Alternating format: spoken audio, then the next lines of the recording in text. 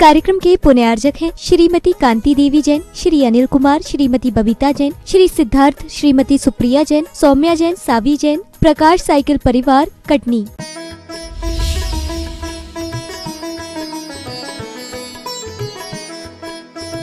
महावीर भगवान के सिद्धांतों में अनेकांतवाद भी अपने आप में बहुत बड़ा सिद्धांत है। जैसे आचरण में अहिंसा का महत्व है, वैसे ही विचारों में अनेकांत का महत्व है। अनेकांत अपने आप में एक विचारधारा है और जिस विचारधारा को महावीर ने अपने सिद्धांत के रूप में व्याख्यायित किया। तीर्थंकर भगवान महावीर स्वामी जिन शासन के इस अवसर्पिणी काल के चतुर्थ काल में अंतिम तीर्थंकर हुए हैं। अहिंसा, अनेकांत, अपरिग्रह और कर्मवाद जैसे सिद्धांतों का बहुत अच्छा विश्लेषण महावीर भगवान की दिव्य ध्वनि में हुआ है। अनेकांत शब्द का अर्थ अपन समझें। अनेकांत शब्द दो शब्दों से मिलकर के बना है, अनेक और अंत। अनेक और अंत, अनेकांत। अनेक का अर्थ है एक से अधिक संख्या को अनेक कहते हैं और अंत संस्कृत भाषा में धर्म को कहा जाता है। अनेके अंते, अनेक धर्म जिसमें विद्यमान है वह अनेकांत है। ऐसे इस अनेकांत धर्म की जो व्याख्या होती है, जिस भाषा में उसकी व्याख्या की जाती है, उस भाषा को स्यादवाद कहा जाता है। क्या कहा जाता है? स्यादवाद। उस भाषा को स्यादवाद कहा जाता है। स्यातवाद, स्यातवाद। स्यात का अर्थ क्या होता है? कथनचित। स्यात संस्कृत का एक निपात पद है।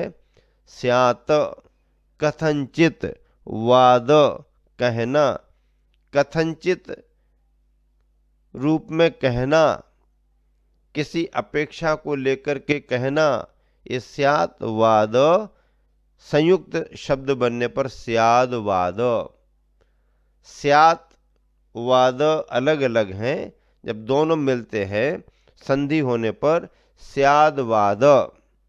इस स्यादवाद एक शब्द है। स्यादवाद निश्चित अर्थ को बतलाता है, संदेहास्पद अर्थ को बतलाता नहीं है। स्यादवाद को अगर कोई संशयवाद समझ ले या शायदवाद समझ ले, और संशय है इसमें, तो ये तो शायद करे, कन्फर्म नहीं करे, पक्का नहीं करे, शायद देखो, शायद देखो, तो शायद में संशय रहता है। नहीं, शायदवाद नहीं है, संशयवाद भी नहीं है। स्यादवाद निर्णीत अर्थ है उसमें, लेकिन कथनचित पने को लेकर के है, संशय को लेकर के नहीं है। जो भी कथन किया जा रहा है निर्णीत अर्थ में किया जा रहा है, संशय के अर्थ में नहीं किया जा रहा। इस अर्थ को भी बड़े बड़े विद्वान नहीं समझ पाए। ऐसे स्यादवाद के सिद्धांत को, धर्म को अनेकांत की भाषा में जो व्याख्यायित किया जाता है, उसका नाम अनेकांतवाद है। देखो, अगर अनेकांतवाद नहीं होता तो दुनिया में समन्वय का रास्ता, समझौते का रास्ता निकल ही नहीं पाता, निकल ही नहीं पाता। मैंने जो कहा वही सही है, सामने वाला गलत ही कह रहा है, ऐसा नहीं। सामने वाला भी अगर कह रहा है तो वो अपने नजरिए से सही कह रहा है। अब नजरिया उसका सही है कि गलत, ये बात की बात है। और मैं कह रहा हूं तो मैं अपने नजरिए से सही कह रहा हूं। एक ही वस्तु की व्याख्या अलग अलग तरीके से हो सकती है। गिलास भरा है कि खाली है, गिलास में पानी भरा है पर गिलास आधा भरा हुआ है। अब एक व्यक्ति कहता है कि गिलास आधा खाली है, एक कह रहा है गिलास आधा भरा हुआ है। दोनों अपने अपने नजरिए से सही बोल रहे। उसने ऊपरी भाग को देख करके कहा कि गिलास आधा खाली है, उसने नीचे के भाग को देख करके कहा कि गिलास आधा भरा हुआ है। गिलास भरा हुआ है, गिलास खाली है, ये तय कौन करेगा? नजरिया तय करेगा। अगर हमने भरने के पक्ष पर जोर दिया है तो गिलास आधा भरा हुआ है, और अगर खाली होने के पक्ष पर जोर दिया है तो गिलास आधा खाली है। मैं तो और आगे की व्याख्या कर देता हूं। आधे भरे हुए गिलास को भी मैं पूरा भरा हुआ कहता हूं। क्या? आधे भरे हुए गिलास को भी मैं पूरा भरा हुआ कहता हूं। कैसे? गिलास पूरा भरा हुआ है, आधा गिलास पानी से भरा हुआ है, आधा गिलास हवा से भरा हुआ है। आधा गिलास हवा से भरा हुआ है, ऑक्सीजन है उसमें, आधा गिलास पानी से। गिलास तो भरा हुआ है ना। अनेकांत का सिद्धांत एक ऐसा सिद्धांत है जो अलग अलग विवक्षाओं में अलग अलग अपेक्षाओं से अपना कथन करता है, अपना कथन करता है। जैसे कि एक जगह कार्यक्रम चल रहा था, समारोह था, सभी परिचित एकत्रित हुए, परिवार परिवार आ रहे थे, जा रहे थे। समारोह में भीड़ भाड़ थी। छोटा सा बच्चा भी अपने पिताजी के साथ था, पापा पापा कर रहा था। और उसी समय किसी एक बूढ़े व्यक्ति ने आकर के और उस पिता के कंधे पर हाथ रख के कहा कि बेटा सब ठीक ठाक है ना, बेटा सब ठीक ठाक है ना। तो जैसे ही उस बूढ़े आदमी ने उससे बेटा कहा तो उस पिता का बेटा गर्म हो गया। ए बूढ़ा, क्या बोलता है? मेरे पापा को तुमने बेटा क्यों कहा? मेरे पापा को तुमने बेटा क्यों कहा? अब पापा समझ रहे थे कि मुझे इन्होंने बेटा क्यों कहा, लेकिन बेटा नहीं समझ पा रहा था कि मेरे पापा को, मेरे पिताजी को इन्होंने बेटा क्यों कहा। वो लड़ने को तैयार हो गया। ये मेरे पापा है ना, मेरे पिताजी हैं, मेरे पिताजी को आपने बेटा कैसे कहा? पिताजी यानी पिताजी, पिताजी बेटा कैसे हो सकते हैं? क्या कह रहा है वो लड़का? पिताजी यानी पिताजी, पिताजी बेटे कैसे हो सकते हैं? आपने मेरे पिताजी को बेटा क्यों कहा? पिताजी हंसने लगे। बेटा, तेरे लिए तो मैं पिता ही हूं, लेकिन जो सामने दिख रहे हैं ना, मैं उनका बेटा ही हूं। मेरे पिताजी बेटा कैसे हो सकते हैं? तेरी अपेक्षा से मैं पिता हूं और इनकी अपेक्षा से मैं बेटा हूं। अब बताओ इसमें गलती क्या है? गलत क्या है? अब अगर सामने वाला बच्चा ना समझे तो वो झगड़ने को तैयार हो जाए। मेरे पिताजी को तुमने बेटा क्यों कहा? इसका जवाब दो। मैं कोर्ट क्लेम करता हूं, तुम्हारी शिकायत करता हूं, तुमने मेरे पिताजी को बेटा कैसे कहा? अब जो बूढ़ा आदमी है वो अपनी दलील देता है। छोकरे, तेरा जन्म भी नहीं हुआ था तब मैंने इनको जन्म दे दिया था। तू समझता नहीं है, तू बाहर रहता। मैं कौन हूं?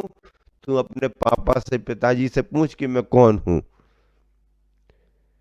तब उसे मालूम होता है कि मेरे पिताजी भी किसी के बेटे हैं।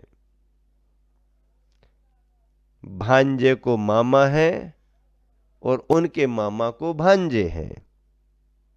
भतीजे को चाचा है और उनके चाचा की अपेक्षा भतीजे हैं। कितने संबंध बन रहे? एक ही व्यक्ति में कितने संबंध बन जाते हैं? आप जितने बनाओ उतने संबंध बनते हैं। हाँ, अपेक्षा लगाते हुए आप ढेर सारे संबंध स्थापित कर सकते हैं। व्यक्ति एक है क्या? व्यक्ति एक ही है, लेकिन अलग अलग व्यक्तियों की अपेक्षा उस व्यक्ति के लिए अलग अलग संबोधन हो जाते हैं। बेटा भी कहेगा कोई, पिताजी भी कहेगा, मामा भी कहेगा, भांजा भी कहेगा, चाचा भी कहेगा, भतीजा भी कहेगा। अलग अलग संबंध बनते हैं और ये सत्य है, इसे कोई भी गलत साबित नहीं कर सकता।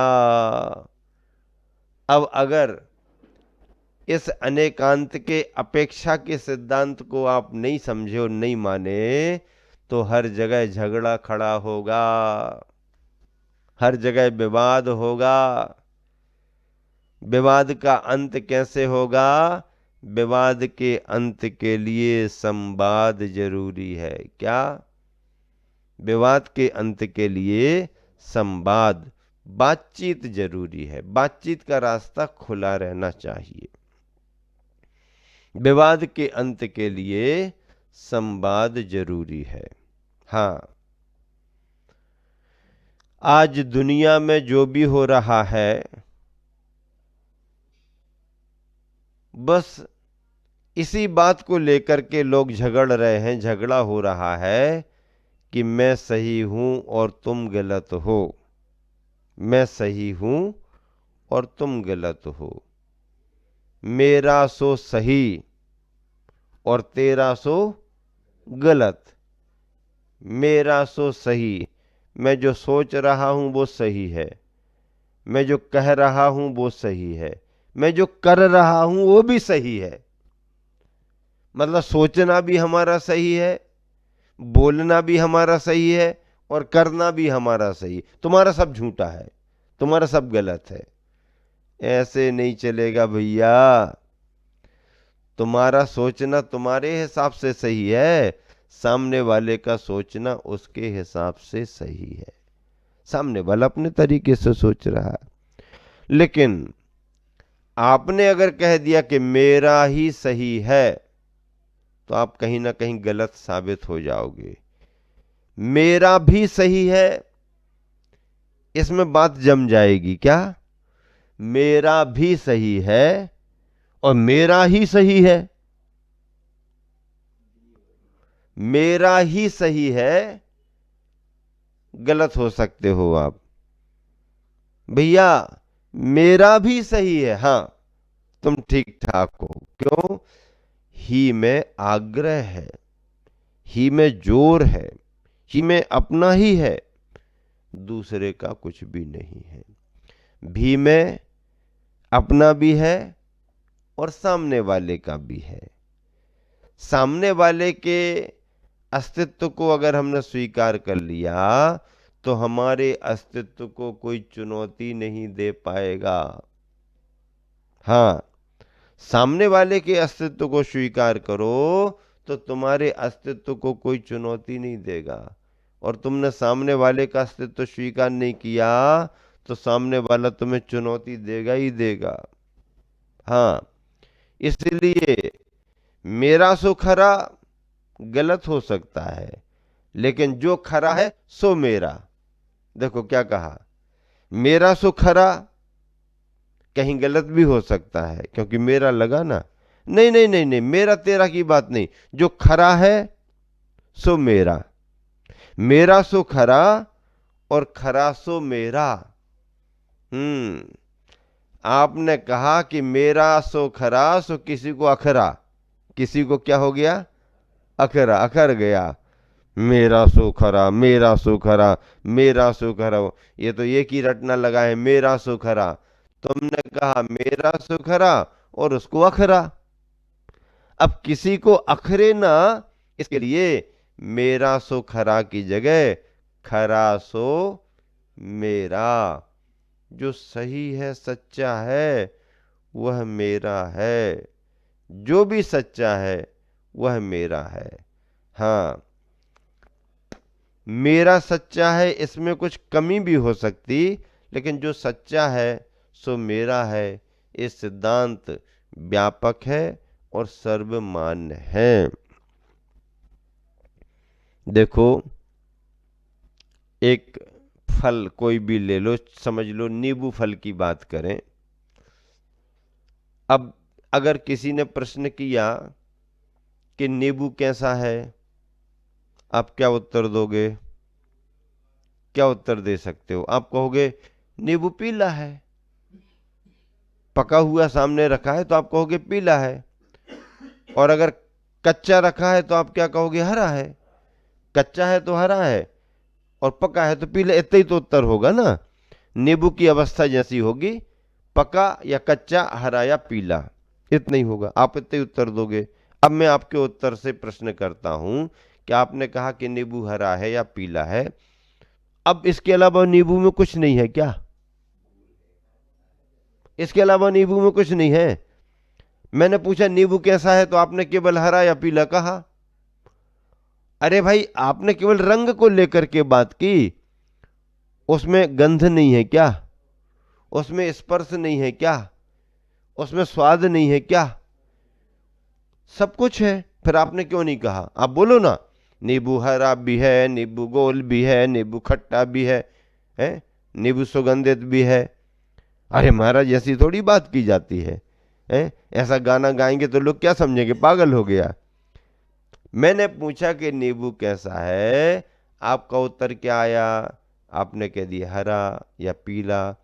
आप एक अपेक्षा लेकर के उत्तर दे रहे हैं। क्या अपेक्षा लेकर के? कि नींबू का कलर कैसा है। आपने उत्तर किस अपेक्षा से दिया? रंग की अपेक्षा से नींबू का उत्तर दिया। आप उत्तर देने के पहले पूछ सकते थे कि भाई साहब, आपने पूछा कि नींबू कैसा है, किस अपेक्षा से पूछ रहे हो? रंग की अपेक्षा से या गंध की अपेक्षा से? आपको प्रश्न करना चाहिए। उत्तर देने के पहले आपको प्रश्न करना चाहिए कि आप नींबू के बारे में किस अपेक्षा से पूछ रहे हो। अब हमने कह दिया रंग की अपेक्षा, आप रंग बता दो। हमने कहा गंध की अपेक्षा, नींबू सुगंधित है। हम कहेंगे कि स्वाद की अपेक्षा बताओ, टेस्ट कैसा है, आप कहोगे खट्टा है। हम कहेंगे आकार की अपेक्षा नींबू को बताओ, तो आप क्या बताओगे फिर? गोल है।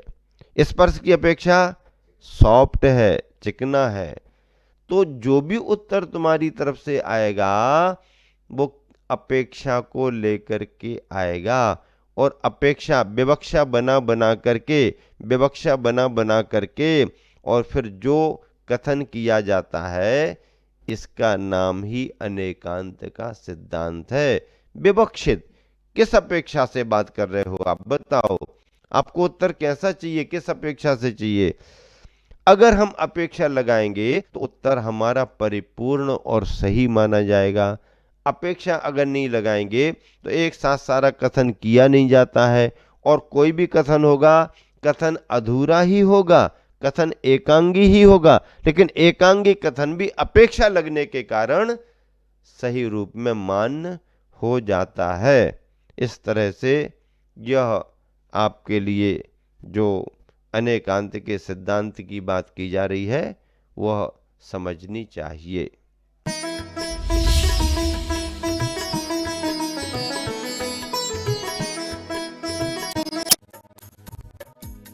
इस कार्यक्रम के पुण्यार्जक थे श्रीमती कांति देवी जैन, श्री अनिल कुमार, श्रीमती बबीता जैन, श्री सिद्धार्थ, श्रीमती सुप्रिया जैन, सौम्या जैन, सावी जैन, प्रकाश साइकिल परिवार, कटनी।